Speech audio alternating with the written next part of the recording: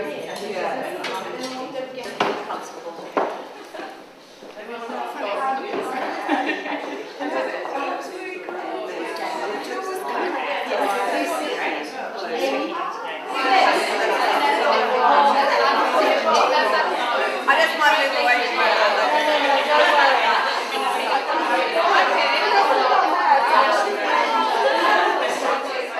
going to start with a quote from the person whose mantra is one that I try to live my life by. It's from Dolly Parton. She says in one of her songs, "You don't know what a chance is until you have to seize one." The next line is, "You don't know what a man is until you have to please one." We're sticking with the opportunism. But for me, this opportunism, this sense of readiness, is about not just having no vision, not just having no sense of purpose, but actually building the capacity to be ready to grasp opportunities, to know what your capabilities are, what your resources are, and have a profound sense of your own values and the principles that you can use to make decisions, to develop criteria that guide your choices.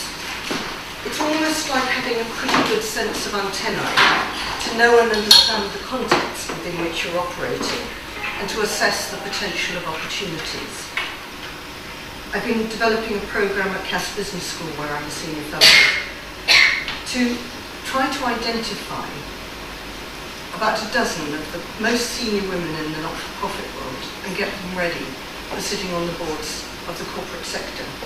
When Lord Davis did his report, he identified the civil service, he identified academia, he identified the professions as sources of women for the boards of the FTSE 100 and 250. He ignored the voluntary sector and the not-for-profit world. So I got a little sloppy and went and talked to him. Stroppiness is okay when you're having a light touch. You just choose your battles.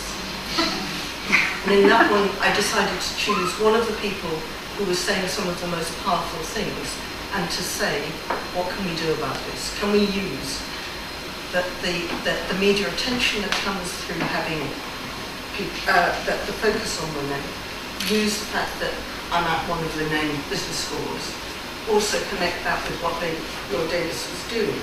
Yeah, okay. One of the things that Lynne and I talked about was giving you some questions to think about based on that.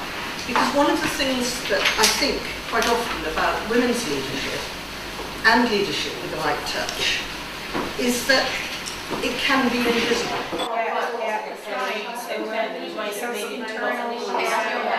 Alpha male.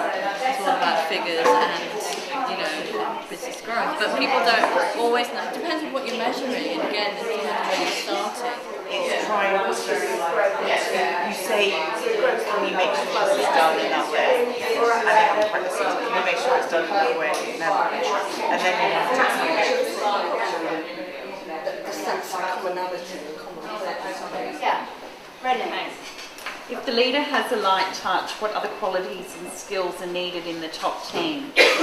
We have strategic skills, being adaptable, being risk aware, attention to detail, clarity of roles and responsibility, and a self-motivator.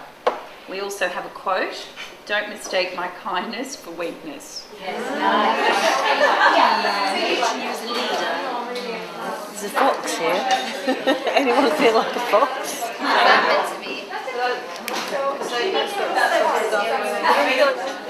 Ever so slightly There's some more over here.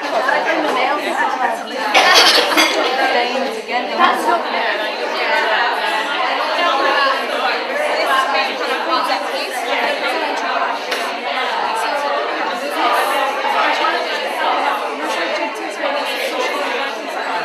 The first thing is that the food police don't work. Diets don't work. They have a 97% failure rate over a 5-year term. So if you pick up a diet and it works for you and it suits your lifestyle, that's the sustainable part of it. So I don't have a diet to give you, except I will talk about some foods that will make you tired and some foods that will make you feel really quite strong and clear-headed for the whole day.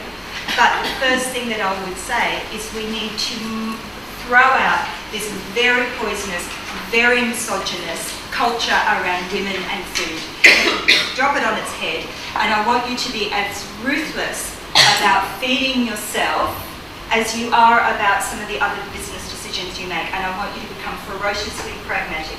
There is baggage around women and food. I've got 10 minutes, I could be here for weeks, I could make your ears bleed about women and food.